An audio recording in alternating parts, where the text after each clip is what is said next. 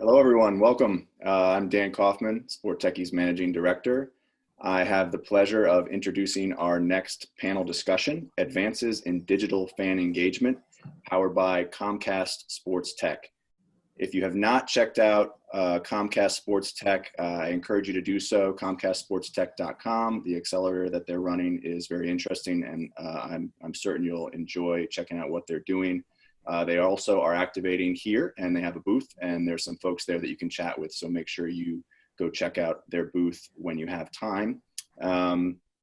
Thank you to everyone who has been here for day one of Horizon Summit. We've really enjoyed having you, and we appreciate everyone engaging on social media as well. Continue to do that. Hashtag horizonsummit.com is the hashtag to use. So I'm going to introduce the panel, and then I'm going to drop off. But I thank everyone for being here and really appreciate your attendance. And thank you very much to our panelists today. David Preschlack is the president of NBC Sports Regional Networks and EVP of Content Strategy at NBC Sports Group. David oversees NBC Sports Regional Networks across the country, contributes to content strategy for NBC Sports Group's national properties, and helps lead strategy in the sports betting space. Will McIntosh is the EVP of Digital and Sports Consumer Business at NBC Sports Group, and Will directly oversees the NBC Sports Group's portfolio of digital businesses such as SportsEngine, GolfChannel.com, and NBCSports.com. And our moderator, Jenna Kurath, is Vice President of Startup Partner Development at Comcast SportsTech. And as I mentioned before, Comcast SportsTech is a multi-stage accelerator focused on developing and investing in the world's next great sports tech companies. In addition to Comcast SportsTech, Jenna also oversees The Farm, which is an innovation hub supporting early stage startup founders. Jenna, the floor is yours. Thank you, Dan. Really appreciate the setup and introducing us. Thanks everyone for joining us, David and Will, for helping to share your insights on the sports world today. Back when we launched SportsTech, January 14th, you guys are advisors, you're part of our partner council. Certainly didn't see that a mere month or so later that we would find ourselves in the situation we are now with sports going on pause, and then now really kind of figuring out what does the new normal look like as sports start to come back in a safe way. So I thought maybe a good place to start is just, David, maybe if you could just give us what is the state of the sports industry right now from your perspective? Thanks, Jenna, and great to be with all of you. I think the best answer I can give you is the answer that I give my friends who ask what it's like to be in the sports media space with no live sports going on. It's hard to be in the sports media space with no live sports going on. You know, it's obviously a space that is big time in flux, and we're all dealing with a very fluid situation. I mean, I'll tell you, as I reflect back on the last 3 months, and it's hard to believe that it's been 3 months and so much has happened and is happening. You know, I think the initial emotion was to react to the impact of COVID-19. And there were so many uncertainties around it. We didn't know how it was necessarily transmitted or how contagious it was. And we didn't have our arms around how many people were getting tested and how worried we should be for our coworkers or for our loved ones. And that lasted for a while. And in some ways, we're still kind of reacting to the impact of COVID-19. And then for me, from like just a pure business standpoint, and there are a lot of ways to unpack your question, but from a pure business standpoint, you then had to kind of readjust the business. And again, it's very difficult to be in the sports business, and our economics with a lot of what we do at NBC Sports are tied to showcasing live sports events. And when they go away, you have to readjust the way that you look at things and the way that you do things. And I think if there's any silver lining as it relates to the impact of COVID-19, it has really given us at NBC Sports the opportunity to look at an assembly line, if you will, that has slowed down significantly, if not stopped in other ways. And that's never really happened. And so it's given us the ability to kind of analyze what we're doing, why we're doing them, and it's given us a little bit of time, not a lot, to figure out as we emerge from COVID-19 how we can emerge better, how we can better serve fans. And I think, we're all waiting on here is the best way to re-engage, whatever that means. Live sports is coming back online. You have the PGA Tour that's going to put a tee in the ground tomorrow, which is exciting. The NBA's announced their plans. The NHL's announced their plans. Hopefully baseball is going to make some progress here in short order. And so we all kind of have to figure out ways to re-engage. And I think, the last thing I'd say, Jenna, is, if you look back just in history, and this isn't just as it relates to the sports media business, if you just look back in business, the companies that have used times of great uncertainty to figure out how to play offense, to figure out a new and improved growth strategy, are the companies that have won over several business cycles. And so Will, myself, and a bunch of us within NBC Sports have really given open invitations to allow people to come up, and forums to come up with ideas on how we can better serve fans, on other businesses that we can get into, and how to better operate the businesses that we're in. And I think, not only does that kind of take your mind off what's going on with COVID-19, I think it's going to serve our company very well into the future. Absolutely. And you said that once in our partner council, this is an opportunity to play offense. And there are a lot of strategic things on your plate as well as NBC Sports starts to look at the sports betting place now that more and more states are opening up to that. Tell us a little bit, that's a huge ecosystem that itself is evolving quite a bit. You've got some broadcast players that are actually going down sort of being on the sports book side of things. Where is NBC Sports going to play in that? And is that more about enriching the storytelling experience, giving the nuances of the sport, the data to help the casual all the way to the more avid betting fan place their bets? And where do you see NBC Sports differentiating in that space? It's a huge and growing opportunity. Yeah, I think the short answer to your questions, Jenna, is yes, and more. We've been looking at the space for about 2.5 years. And I think for us, we're a uniquely positioned company, and I'll get into that in a little bit more detail in a minute, but we're looking to take as big a swing in the space as possible. And we haven't obviously settled on a strategy, but we've spent a lot of time and resources kind of playing in the space. And I actually think that if you look at the sports business, maybe the biggest beneficiary of COVID-19 could be the sports betting space.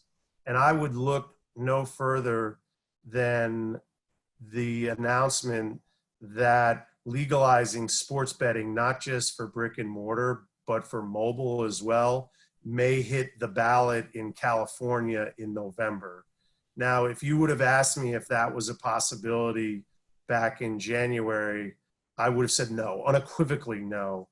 So for us, I think, last thing I'd say is we're a very unique company when you kind of look at Comcast, NBC Universal. On the NBC Universal side, we're vertically integrated in the sports space, and that's unique. And by that, I mean we have regional assets. They're not just our RSNs. They're our own television stations, both English language and Spanish language.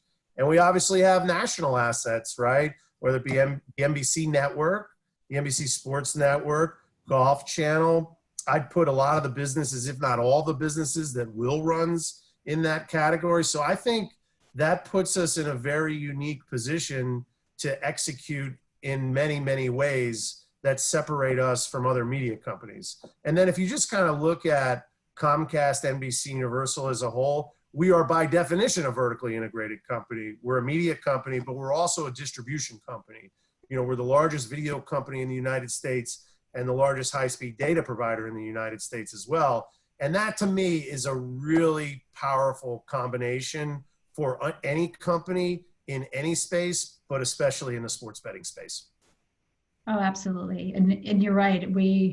If you look at, and this is where I think sports tech was such a pivotal uh, accelerator investment for us, is because if you look at our deep connections to sports, and that runs from our Olympics media rights that carry us through 2032, and all the rich storytelling of our athletes and teams on their path to the podium, to we're in 144 venues from a Comcast business perspective, providing connectivity and access and security. You look at the digital platforms under your purview, Will, as well. And we live in this multi-device world that builds off of the TV experience. So Will, maybe talk to us about what's the data telling you on some of these interesting digital engagement platforms that we have invested in, maybe starting with Golf Now. Yeah, Golf Now, a business called Golf Now and one called Sports Engine are, I would say, two great examples of how NBC Sports has developed and invested in businesses well beyond live sports and how they're typically consumed by fans today.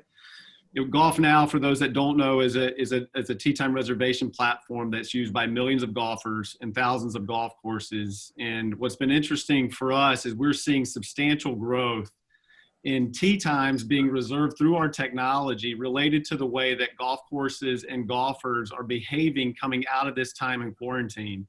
And obviously that was all related to COVID-19. Golf has clearly been embraced as a sport or leisure activity where the idea of social distancing can be maintained, and I think that's been beneficial. Golfers in particular, I think, and we've obviously seen this historically, but they've embraced the idea of better utilizing technology to make their tee time reservations, but then to also try to have, as much as possible, a contactless experience when they get to the golf facility. So things like mobile check-in and using their mobile devices to pay as opposed to going into the pro shop and paying with a physical card or cash. We're starting to see real uptake, which is promising for the future. And then the demand, you had at one point roughly 75% of golf courses in the United States that were closed. And coming out of that, we're now at a point where roughly 95% of courses are open. So generally speaking, all courses that are open, that should be open at this point, are. And we've seen real pent-up demand from golfers in terms of wanting to get out to play. And that's not only existing golfers, we're seeing new golfers come to the game. So people that are taking it up because it is one of these activities that like I said before, you can embrace the idea of social distancing. So Golf Now, I think it's just an interesting story. And then you look at Sports Engine, which is a technology platform that we provide to tens of thousands of youth sports organizations throughout North America, and one that over 15 million parents and their young athletes use to manage everything about the child's participation in youth sports. We're finally just now starting to see signs of programs opening up throughout the U.S. And you've got a lot of the national governing bodies. They've kind of lifted any national restrictions that they had put on youth sports participation and have deferred to the individual clubs the opportunity for them to follow the guidance and the local policies in their specific market. So I would say that is still on the rebound. We're probably at about 65 to 70% of where we would have expected to be at this point. And I think a lot of that is going to be, I think the real rebound of youth sports will be based on when do kids go back to school. And if that happens in the fall, or at least there's some blend of at school and at home learning, I do think that you will see participation more fully rebound by the end of the year.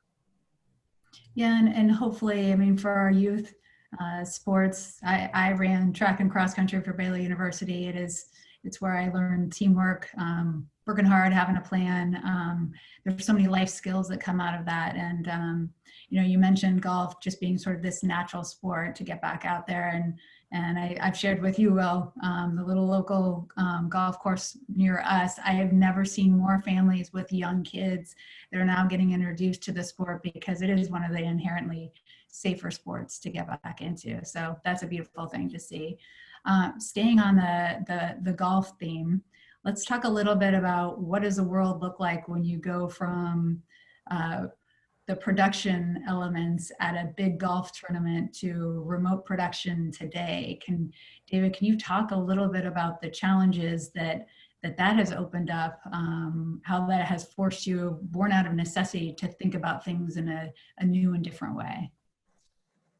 Yeah, I mean, listen, Jenna, that's a work in progress. You know, we had a match that aired from Seminole Golf Club a few weeks ago, and it was a really interesting experiment that has prepared us from going back to producing live sports. And we obviously aired and produced an IndyCar race this past weekend. You know, first of all, you have to have widespread testing and regular testing. Secondly, you have to have a backup plan, right? And our backup plan within NBC Sports is, you know, for instance, if the NFL season kicks off, and we're all hoping that it does this season, if the production crew or one member of the production crew tests positive for COVID-19, we're going to bench the entire production crew. And so by definition, you need to have another production crew that's going to have to assume the roles of the people that are sitting in the production truck. I think personally, you know, in the future, in addition to that, gone are the days of jam-packed production trucks. I don't see them coming back. I think, listen, we're all hoping and praying for a vaccine. You know, I don't automatically assume, and I'm sure everybody's figured out by now, I'm not a doctor, but I don't automatically assume that the vaccine is going to be 100% effective here. And so safety of our employees, whether they're working in a production truck to produce live events, or if they're working in Stamford, Connecticut, where we're headquartered, is the most important thing to us. And so if you kind of add that all up, I think how sports get produced on a going forward basis is going to materially change potentially forever, both on site and then us likely bolstering people who will not be on site and will work out of NBC Sports. And I think we're going to have to be a little bit more innovative. And we're spending a lot of time trying to figure out what that means. And I don't necessarily, yes, that does mean production innovations, but it also calls into question things like a sideline reporter. I don't know if first of all, I don't know that the NBA or the NHL or Major League Baseball or the NFL are going to permit sideline reporters this year. I'm not sure that they should, by the way. And so what are we doing in the absence of our sideline reporters? And so, that's a pretty wide swath of things that we need to figure out. And they are all really centered around, yes, we want to serve sports fans as best we can, but at the same time, we want to keep the members of our team safe. And we need to figure out how to adjust to this new world order. Yeah, it's interesting. I mean, you almost imagine that a lot of the avid fans that were going to the events, are they going to steer some of those dollars to sports betting? Could that be another moment that just really ignites sports? It's one of the questions similar that came in just moments ago. Is that an accelerant in sports betting? It could be. I mean, I think, let me get back to sports betting in a second. As a sports media company, if there aren't fans in stadiums for the foreseeable future, we've got to adjust from a production standpoint. And who knows, that may lead to miking more players. There are things that we're going to have to do. We can relocate cameras to provide a better experience. But that actually may help us from a rating standpoint if you assume that the most avid fans are the ones in the stadium. Yeah. And to the extent that they're going to be watching from their living room, that could be a really good thing for our business and the business of others. On the sports betting side, if you unpack the data, if you look at New Jersey, which is about to surpass Nevada in terms of the amount of money, the handle that's bet on sports, the average bet is less than $20. And that by definition, to me, really means that sports betting in this United States in the United States, legalized sports betting, I should preference. There's been sports betting in this country for a long, long time. We're talking about legalized sports betting. The people that are participating in legalized sports betting really are casual sports bettors. By definition, if they're betting less than $20 on a game, the analogy that I've used internally ad nauseum, it's almost like the glass of wine that people order now that we're all going back out to restaurants in some ways to make dinner taste better, right? People are making the games more interesting, and they're doing so in a low stakes way. We're focused on serving those casual sports bettors. We're focused on looking at games through the lens of sports betting to make them more interesting, not necessarily to be a tout service where we're making recommendations on how people should place their bets. Because I always laugh when we talk about this internally. You say, hey, well, why don't we hire some betting experts? The betting experts in this country get things right slightly over half of the time. Weather people. So there is no such thing as a betting expert, in my opinion. I think the lens that we're trying to look at things through is how do you look at games through the lens of sports betting to make the games more interesting, because that's what people are doing. They're not looking at it as a means to make lots of money. It's just like, hey, how do I put $15 or $20 on the team that I love or on the marquee matchup of the week just to make it more interesting? And those are the fans that we're trying to serve. And yeah, I think people who aren't going to games or filling stadiums will fall into that category, but I also think it will be for people who spend most of their time watching games on TV. Yeah, Jenna, if you just look at to me, what David's saying about engagement, there's no doubt it will drive more engagement and consumption of sports. You can even look at what we've done with NBC Sports Predictor, which is the free-to-play app platform that we launched a little over a year ago. And the two things I would point to there that are really interesting. One is for the NFL in particular, we saw data that would suggest that people that played the Sunday night game that we had in Predictor, they watched the NFL telecast at least 10% longer than those that did not. So that in and of itself was an interesting observation. The second piece is, one of the things that I picked up on early was if you look at the varied types of sports rights that we have, and I'll just use the PGA Tour on one hand and the NFL on the other, we typically don't see a lot of overlap, between the PGA Tour and the NFL with respect to, a hardcore PGA Tour fan doesn't necessarily equate to a hardcore NFL fan or vice versa. But what was interesting is in the Predictor platform, you saw a high degree of crossover for people that were willing to give the PGA Tour game a shot, even if they came in via the NFL Sunday night game. So I think just, two interesting things I would share with this audience is I think those are pretty simplistic free-to-play games. We think that's a great indicator for what is to come when we can better integrate betting into the overall ecosystem. And it ties to one of the questions actually for you, and this comes from Ronell. Have you done research to learn if people are now entering the golf coming from another sport and are playing golf instead of that sport because they're less able to, in those other sports, align to that social distancing? Any specific feedback I could provide right now would be anecdotal. I mean, I will say this, we're seeing significantly more what we call new bookers sign up to Golf Now, which is a statistic that we follow. So that would be a statistical indicator that there has been some impact on that. But we have heard, like to your earlier commentary about your own situation, we've heard a lot of stories from our golf course partners and golfers about seeing new faces and embracing the game, because it is one of the things that you can get outdoors and do and maintain social distancing. Absolutely. So I would love to get a little bit of leadership insight from both of you, leading in a time of uncertainty, born out of necessity, things that we sort of took for granted that were part of the working process of things. And David, you talked about this a little bit in the beginning, but how has this shaped you as leaders? Because in these uncertain times, it's hard to make decisions when moment to moment things are changing. Any pearls of wisdom that you can share with us, anything that you've learned along the way?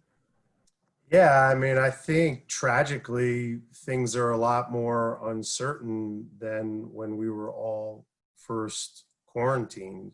Yeah. And I think connecting with coworkers in the context of these uncertain times has become a lot more difficult. You know, I'm sure everybody who's watching this goes from, whether it be a Zoom call or a Microsoft Teams call or a phone call. I mean, it is one call after the other, and the uncertainty of everything that's going on is not only disheartening in some ways, alarming in other ways, it's exhausting. And I, for one, have always been a believer of trying to manage by walking around. You know, it gives me a break in my day-to-day when we were all back in the office, and just kind of go office to office and ask people how their families are doing or what they did this weekend. And, you know, you really get to know people on a personal level. Well, that's become really hard these days.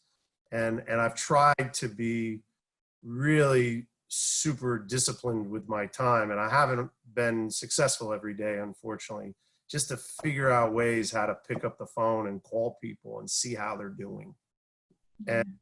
And that has seemed to work. You know, I think human connection as a manager, because people continue to count on us, those of us that manage people, they count on us, is more important now than ever. And it's gotten a lot more difficult. And I think, you know, the second thing for me, Jenna, and this really hit me between the eyes too, is, you know, we have 4 children, but they're by and large teenagers. And so they're on cruise control in many ways, certainly as it relates to remote learning. As I tell people, my mediocre students are still mediocre, and my good students are still good students of my 4 children.